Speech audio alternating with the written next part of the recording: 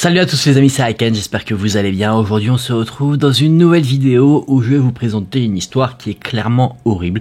Une histoire bien réelle qui est encore à ce jour non résolue. J'espère que cette histoire vous intéressera. Personnellement elle m'a donné quelques frissons de par l'horreur qui la concerne. N'hésitez pas à laisser un j'aime sous la vidéo et à vous abonner à la chaîne. Ces derniers temps vous êtes énormément à commenter les vidéos. Ça fait vraiment extrêmement plaisir de voir que vous avez joué le jeu, que la communauté silencieuse a participé au petit challenge que je m'étais fixé. Donc vraiment merci du fond du cœur. Je vous invite à retenter l'expérience à chaque fois. J'ai pas envie de vous dire sous chacune des vidéos faites-le.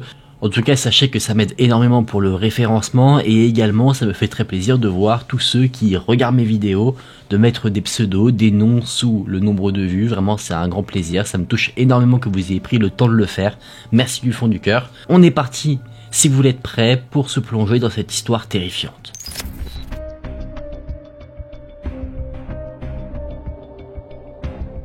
Cette histoire prend place aux États-Unis, dans l'état de l'Oklahoma et plus précisément dans le comté de Mays, un comté qui compte un peu plus de 41 000 habitants aujourd'hui. Dans cette région se situant au centre du pays, s'est passée une tragédie horrible. Une tragédie qui a pris place dans un camp dédié aux scouts. Le 12 juin 1977, une jeune fille âgée de 10 ans, Denise Milder, devait se rendre dans un camp scout pour les vacances et était assez hésitante. Vous savez, quand on est petit et qu'on va faire une colonie de vacances ou qu'on part dans un centre spécialisé pour les jeunes, ça peut être assez stressant parce que les gens qu'on va rencontrer là-bas, on ne les connaît pas, donc il y a un petit stress qui se crée. Et Denise, elle en a fait part à ses parents, elle disait qu'elle ne voulait pas vraiment aller à ce camp scout, mais ses parents lui ont dit qu'elle allait passer une merveilleuse expérience, mais que si jamais une fois là-bas, elle ne se sent toujours pas à l'aise, elle n'aurait qu'à les prévenir et eux iraient la chercher pour la ramener à la maison. Les parents, après ce qui est arrivé, se sont sûrement dit qu'ils auraient dû écouter leur fille et ne jamais l'emmener dans ce camp. Denise se rend donc au camp scout et dès le premier jour, on attribue des tentes pour que chacune des jeunes filles passe la nuit. C'est un camp qui est dédié aux jeunes filles, il n'y a pas de garçons, et Denise est placée dans la tente numéro 7 en compagnie de deux autres jeunes filles. Michelle Goose, âgée de 8 ans, et Laurie Farmer, âgée de 8 ans également.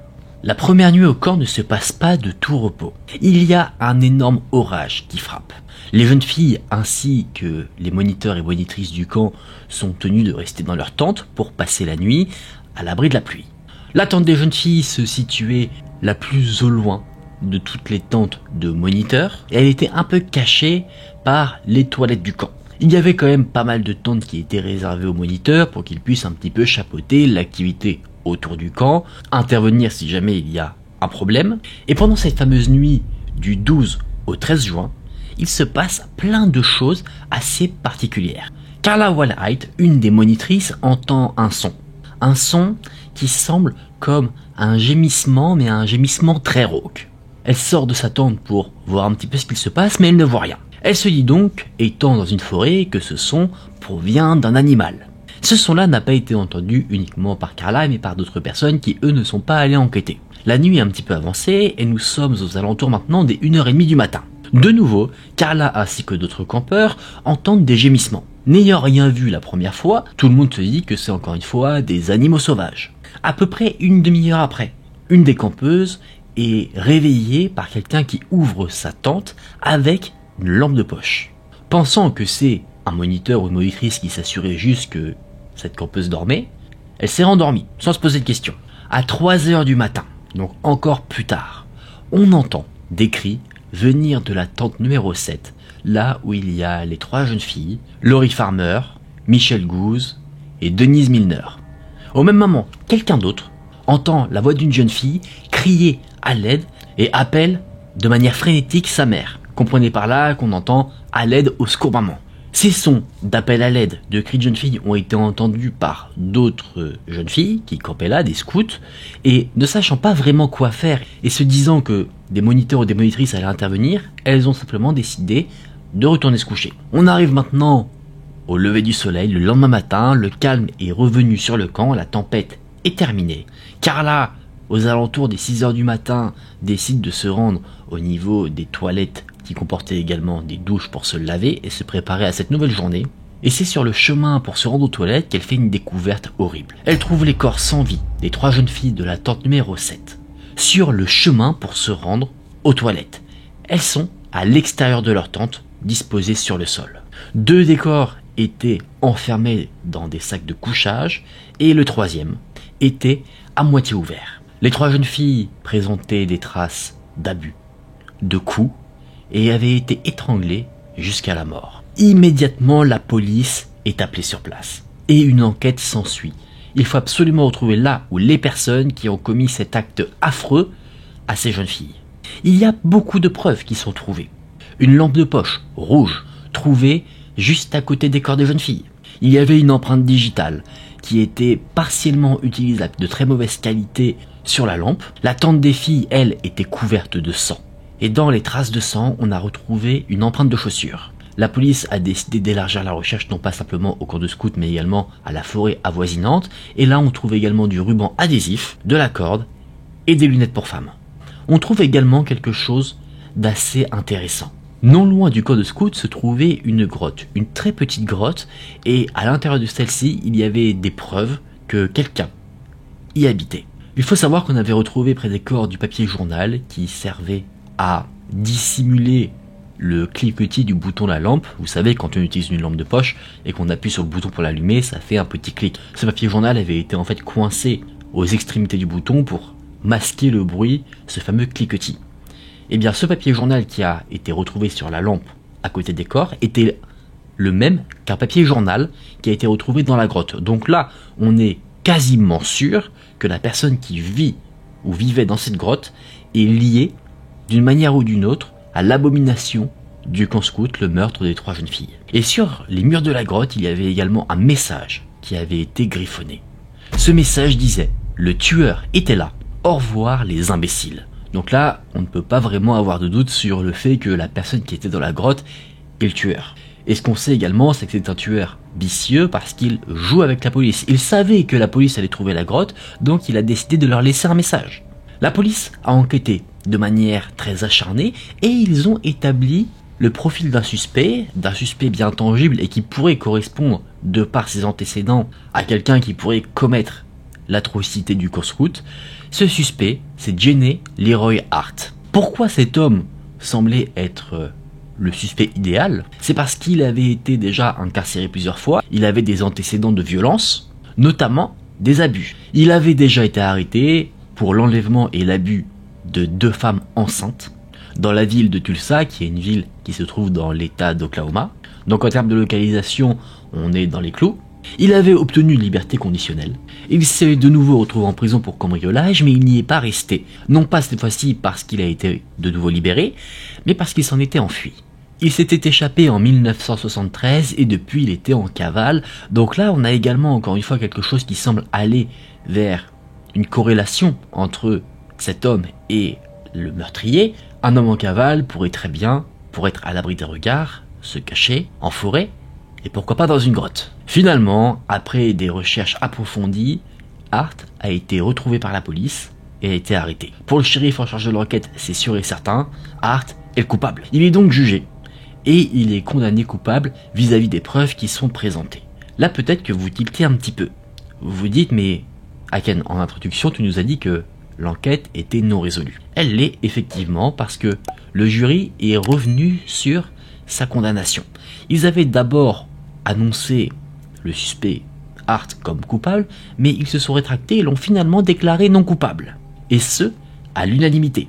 Plus tard, de par l'évolution de la science, on a pu faire des tests ADN une fois que le temps était quand même sacrément bien passé. Et il semblerait qu'effectivement ce fameux Hart, de par l'ADN qui a été retrouvé, était très impliqué dans l'affaire, mais on n'a jamais eu de preuves vraiment solides concernant ces événements. Et ce que je voudrais vous dire avant de vous présenter certaines théories sur cette histoire, c'est qu'il y a des événements troublants qui se sont passés dans le camp scout, qui après les événements, après les meurtres, a été fermé pour négligence vis-à-vis de la sécurité des enfants. Il s'est passé des choses très bizarres. Et je pense, et certainement que vous serez d'accord avec moi quand vous entendrez ce que j'ai à dire, que ces événements sont vraiment liés au meurtre des 3 jeunes filles.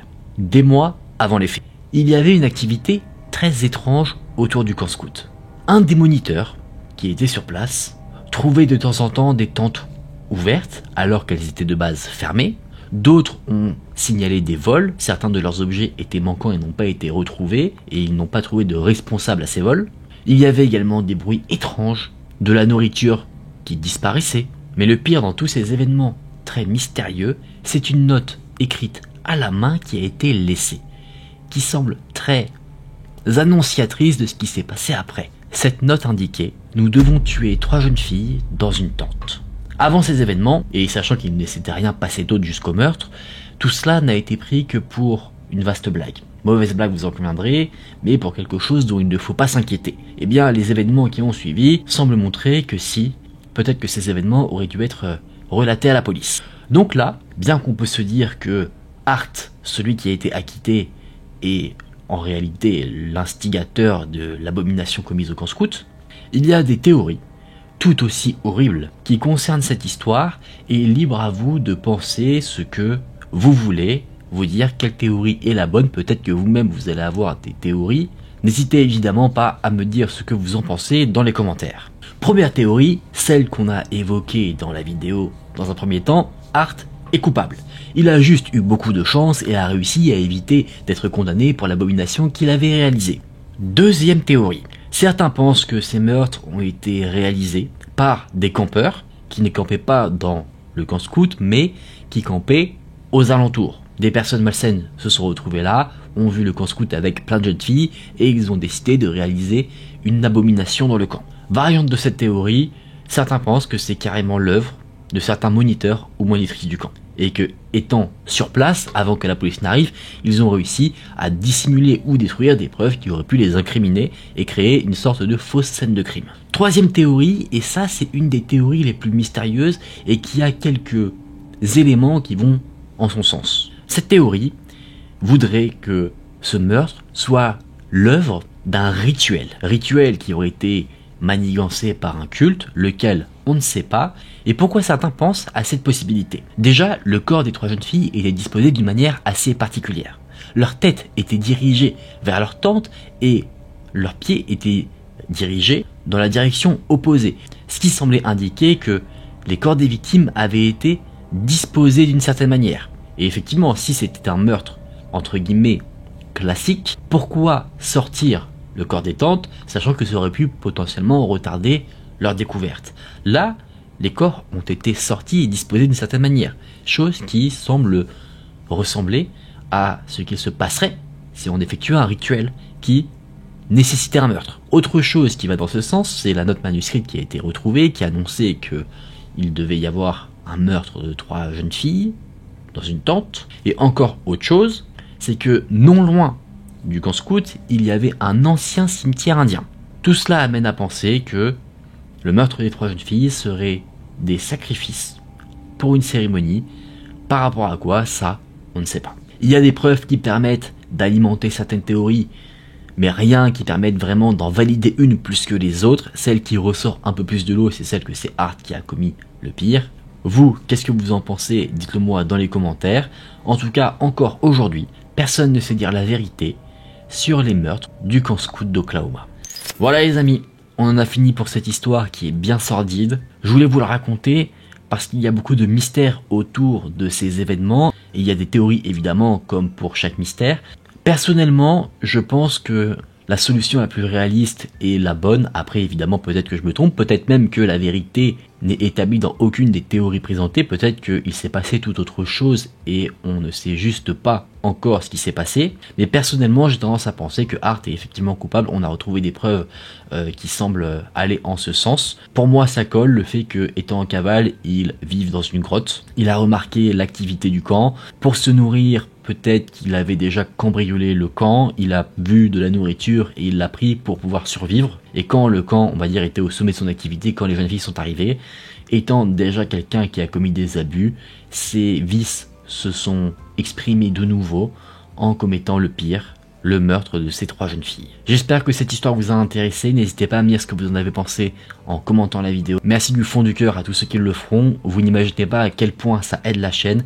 Je vous invite également à laisser un j'aime si ce contenu vous a intéressé. Si ce n'est pas encore le cas, abonnez-vous. Si vous découvrez ma chaîne avec cette vidéo, je vous invite également à vous abonner si vous avez passé un bon moment. C'était un plaisir pour moi de vous partager tout cela.